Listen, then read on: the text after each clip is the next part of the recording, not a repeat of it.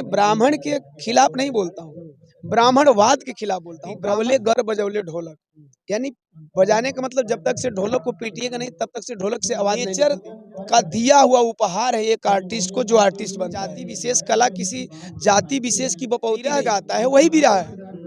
जो बिरह गाता है वही में शहर किसी और का है, पंधारी किसी और का है, खड़ी किसी और का है, चौपाई किसी और का है, चौकड़ा किसी और का है, बहर किसी और का है, टेरी किसी और का है। तो फिर आप कैसे कह सकते हैं कि बिरहा किसी एक बिरादरी की? क्यों बार बार विरोध किया जा रहा है? खास करके नाम लिया जाता है कि विरोध का, तो सबसे पहला नाम आता है ओम प्रकाश दीवाना।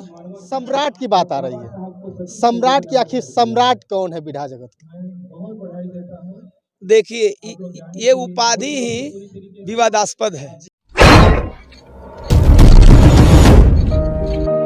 दोस्तों, उत्तर प्रदेश के जिला गाजीपुर में है और जिला गाजीपुर के गोसलपुर में राष्ट्रीय महासम्मेलन हो रहा था, जहां पे ओम प्रकाश दीवाना यानी बिरहा गायक आए हुए थे और उनको देखने के लिए बहुत भीड़ उमड़ी हुई थी। साथ ही जब भीड़ उमड़ने की बात तो छोड़िए, जब उनसे सेल्फी लेने के लिए बहुत भीड़ उमड़ रही है। देखिए सारे लोग सेल्फी के उनको कसे हुए हैं कि भैया ओम प्रकाश दीवाना छूटने ना पाए, कहीं अगर छूट जाएंगे तो शायद ये इनका सेल्फी छूट जाएगा। ओम प्रकाश दीवाना जी हमारे साथ है, बिरहा गायक हैं जिनको पूरी दुनिया सुनती है। कहीं ना कहीं एक अलग जगाने का भी काम करते हैं बहुजन समाज में।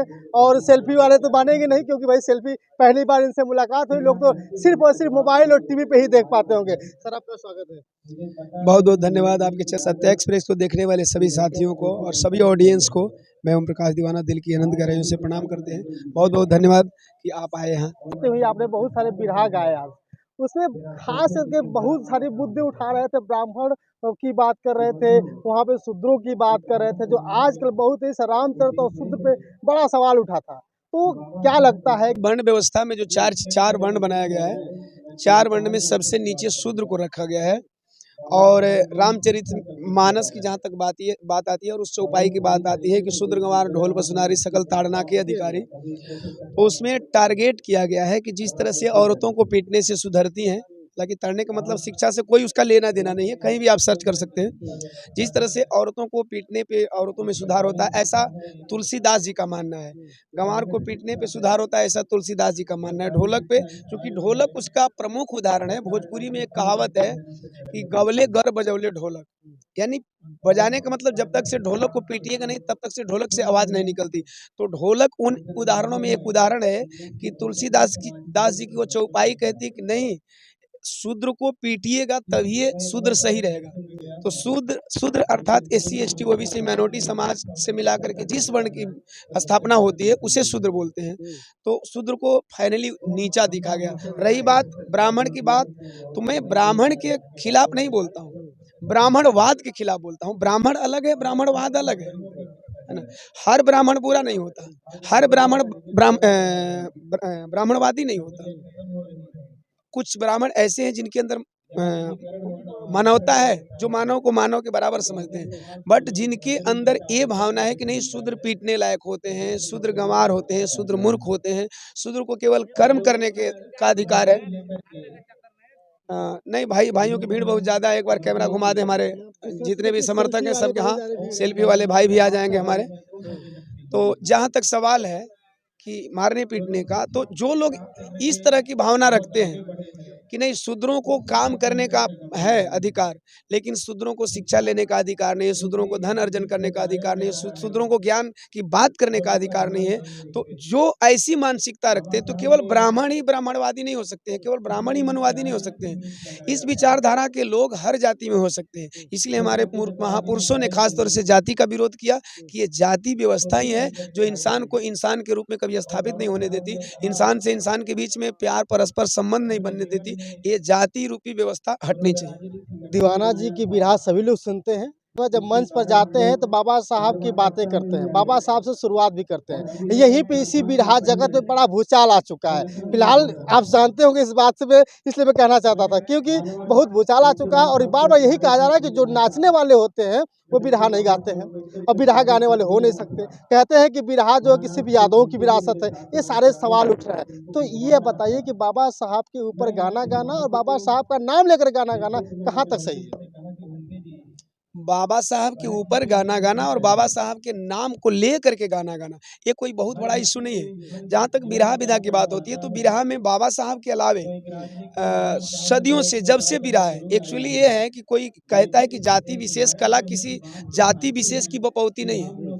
गायक कोई भी हो सकता है। और आपको मैं बता दूं, पूरे पूरे संसार में आप शिक्षा ग्रहण करते हैं तो आपको सिखाया जाता है, आपको शिक्षित कोई कर सकता है, आपको पहलवान बना सकता है, आपको हर चीज कर सकता है। लेकिन ये नेचर का दिया हुआ उपहार है एक आर्टिस्ट को, जो आर्टिस्ट बनता है। कंठ और स्वर सबको नहीं मिलता, ये नेचर आपको देती है और नेचर कह के भेजती है कि नहीं आप इस लायक हो। शिक्षित आप हो सकते हो, लेकिन कोई जरूरी नहीं कि आप शिक्षित हो तो आप कलाकार हो जाओ। कलाकार शिक्षित हो सकता है, लेकिन हर शिक्षित व्यक्ति कलाकार नहीं हो सकता। तो बिरहा यादव मैं बता रहा हूँ, इसीलिए मैंने बोला कि कोई भी कला किसी भी जात बिरादरी की विरासत नहीं है। एक्चुअली नेचर ने जब से हमको दिया है, तब से हम ले करके अब तक गाना गुनगुनाना, ये मानव का एक नेचर है। ये किसी जाति धर्म विशेष का नेचर नहीं है, मानव का नेचर है। और बिरहा में खास तौर से स्टोरी गाई जाती है, कहानी गाई जाती है, प्रसंग होता है, एक मुद्दा होता है। तो मुद्दा में बहुत सारे मुद्दे होते हैं, बहुत राजा की कहानी होती है तो राजा की कहानी होती है, बहुत सारे जैसे आडंबर पाखंडवाद वाली कहानी होती है, वो भी होती है। तो हम भी तो अपने महापुरुष की जीवनी गाते हैं, इससे किसी को कोई आपत्ति नहीं होनी चाहिए। उनका कहना है कि नहीं, जो लोग शुरुआत करते हैं तो पहले जो है जो गुरु बिहारी जी हैं उनका नाम नहीं लिया जाता है वहाँ पे। आप बहुत बेहतर सवाल किए हैं और इस सवाल का जवाब मैं बहुत बेहतर तरीके से दूंगा। इस सवाल का जवाब मैं बेहतर तरीके से दूंगा। देखिए क्या है कि मैंने पहले ही कह चुका हूँ कि ये जो संगीत है गॉड गिफ्टेड है, नेचर ने हमको दिया है और हर लोग गाते हैं। और जो चीज बिहारी गुरु गाते थे तो वो बिरहा को एक रूप दिए, उसका नाम उन्होंने रखा। नहीं तो जो बिरह गाता है वही बिरहा है, जो बिरह गाता है वही बिरहा है। हालांकि उनको रूप दिया गया कि नहीं, इन्होंने बिरहा का एक रूप दिया। हालांकि बिरहा का जो भी उन्होंने रूप दिया है वो एक खड़ी बिरहा होता था। वो बिरहा बिहारी गुरु से पहले भी लोग गाते थे। जब से हमने होश संभाला है, जब से मानव जाति ने होश संभाला है, अपने दर्द को हर तरीके से गाया है।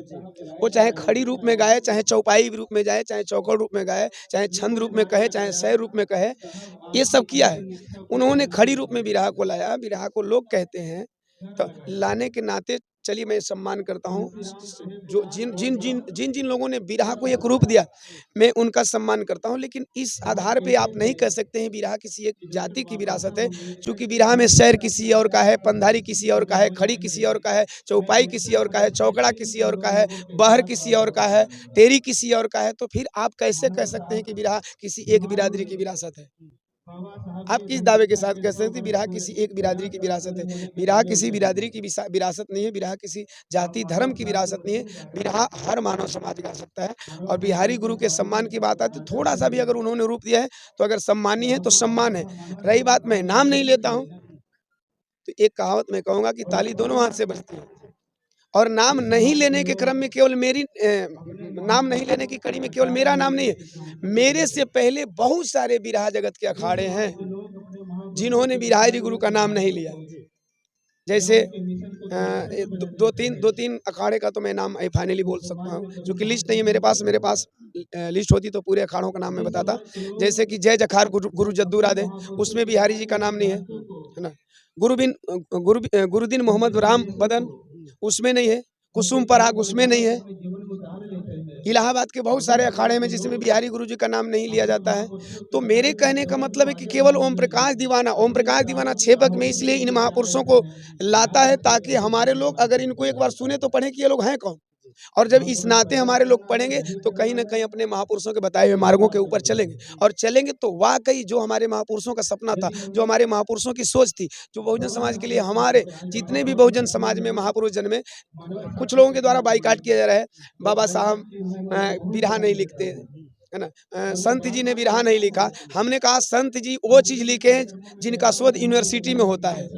हमें किसी से कंपेयर नहीं करना है। संत जी ने वो चीज़ लिखा जिसका शोध, जिनके चौपाइयों का शोध यूनिवर्सिटी में होता है, जिनके जिनके लिखे हुए कुछ दोहे पढ़ाए भी जाते हैं।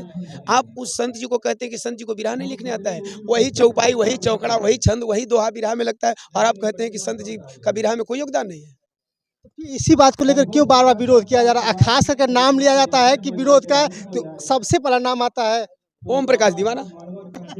इसलिए मैं कह रहा हूँ। देखिए, सवाल ये है कि विरोध करने वाले अपने तरीके से विरोध कर रहे हैं। देखिए, विरोध करना खास तौर से ही इंसान की प्रकृति है, और विरोध तब लोग करते हैं जब बराबरी नहीं कर पाते हैं। सिंपल कहना चाहूँगा, वरना अगर अखाड़े का विरोध होता तो मैं कह सकता हूँ कि हमसे पहले जितने भी अखाड़े में बिहारी गुरु का नाम नहीं लिया जाता है, आप हमें रोकने से पहले उन अखाड़ों को रोक लीजिएगा, इसके बाद फिर ओम प्रकाश। आपसे एक आखिरी सवाल ये है कि बहुत चर्चा में है ये विषय। फिलहाल लोग नहीं जानते होंगे, बात दरअसल बात अलग है। मैं कई बिरहा कलाकारों से मिला हुआ, बार-बार सवाल उठ रहे हैं। मैं सोचा था कि अगर दीवाना जी मुलाकात करेंगे तो ज़रूर मैं उनसे सवाल पूछूंगा। सम्राट की बात आ रही है, सम्राट की आखिर सम्राट कौन है बिरहा जगत का? देखिए, ये उपाधि ही विवादास्पद है, इसलिए कि देखिए, बातें बहुत है, कुछ चीज़ मैं बोलना चाहता हूँ, और टाइम के हिसाब से हो सकता है मैं उन सारी चीज़ों का क्लियरेशन करूँ।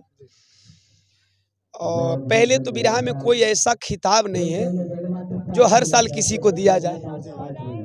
बिरहा में कोई उपाधि नहीं है जो हर साल किसी को दिया जाए। अब रही बात सम्राट की, बिरहा सुल्तान की, ना, बहुत सारी चीज़ें बोली जाती हैं बिरहा में। ऑडियंस जिस कलाकार को जिस रूप में देखते हैं, उसे अपना हीरो कहते हैं, किंग कहते हैं, राजा कहते हैं, सम्राट कहते हैं, सुपरस्टार कहते हैं, ये ऑडियंस कहते हैं। बाकी चीज़ों में एक खिताब मिलता है, लेकिन बिरहा में कोई खिताब नहीं है। कोई कह दिया लोग कहने लगे, कोई लिख दिया लोग बोलने लगे। सवाल ये है कि सम्राट कौन है, क्या है, नहीं है, मुझे फ़र्क नहीं पड़ता। मैं क्या हूँ, इससे भी मुझे फ़र्क नहीं पड़ता। मुझे हमारे ऑडियंस जो है, हमारे श्रोता हमें किस रूप में देखते हैं, इससे फ़र्क पड़ता है। अब ऑडियंस हमें कुछ भी कहें या आपको कुछ भी कहें, तो आपको अगर आपके ऑडियंस पसंद करते हैं, आपको अपना राजा कह लें, अपना प्रजा कह लें, आपको सम्राट कह लें, महासम्राट कह लें, सुल्तान कह लें, मुझे कोई फ़र्क नहीं पड़ता। अगर हो सके हमारे ऑडियंस हमें कहते हैं, तो आपको भी फ़र्क नहीं होना चाहिए। अगर फ़र्क पड़ता है तो मैं कहता हूँ, अगर मैं आपके ऊपर आपत्ति जताता हूँ, तो मैं सर्टिफिकेट दिखाऊँ कि नहीं भई ये सर्टिफिकेट मुझे मिला है। अगर आप मुझ पे आपत्ति करते हैं, तो आप सर्टिफिकेट दिखाइए कि मुझे खिताब मिला है, आप कहने के अधिकारी नहीं हो। और मैं खुद नहीं कहता हूँ, कोई भी खुद नहीं कहता, कोई भी कलाकार अपने आप से नहीं कहता है, और अपने आप से जो कहता है ना, उससे बड़ा कोई मूर्ख नहीं। अगर ऑडियंस कहते हैं, ऑडियंस बोलते हैं, तो ऑडियंस को हम रोक नहीं सकते हैं, मेन बात। चलिए, बहुत-बहुत धन्यवाद। जिस तरह से सवाल उठ रहे थे बिरहा कलाकारों के बीच में, वही सवाल मैं परोसने की कोशिश किया था। धन्यवाद आपका ओम प्रकाश दीवाना जी। देखिए, बहुत-बहुत धन्यवाद आपको भी। लास्ट में एक बार और कहना चाहूँगा कि देखिए, जो गलत रूमर फैलाए जाते हैं ना, हकीकत में सच चीज़ों का विरोध होता है, लेकिन सच एक दिन खुल कर के सामने आता है, जिससे कि आज मैंने मंच पे बोला कि हमारे महापुरुषों ने हमेशा जातियों का विरोध किया है, कि इंसान में जाति नाम की कोई चीज़ नहीं है। मानव खुद में एक विशेष जाति है ना, चेतनशील प्राणी है। विरोध किया गया, विरोध करने के बावजूद भी हमारे संतों की वाणियाँ आज सत्य होती साबित हो रही है। संत की कही हुई सारी बातें सत्य कही साबित होती है, और इस बात पे आरएसएस प्रमुख मोहन भागवत जी ने मोहर लगा दिया। कहा नहीं था, उन्होंने मोहर मारा, मोहर लगा दिया, ये कह करके कि भगवान ने जाति नहीं बनाई है, इंसान में जाति ब्राह्मणों ने बनाई है, इसका सुधार होना चाहिए। तो सत्य एक दिन खुल करके सामने आता है। और जिस तरह से खास तौर से फाइनली मैं बोलूँगा कि मुझे टारगेट किया जा रहा है, तो मैं कह रहा हूँ कि मुझे टारगेट करने वाले साथियों, एक बार अगर बिरहा के छेपक का विश्लेषण करिए, तो हमसे पहले बहुत सारे घर जद में आने वाले हैं।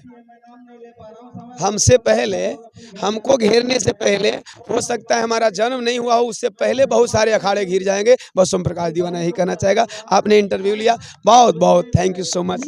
दोस्तों, बहुत-बहुत धन्यवाद, शुक्रिया।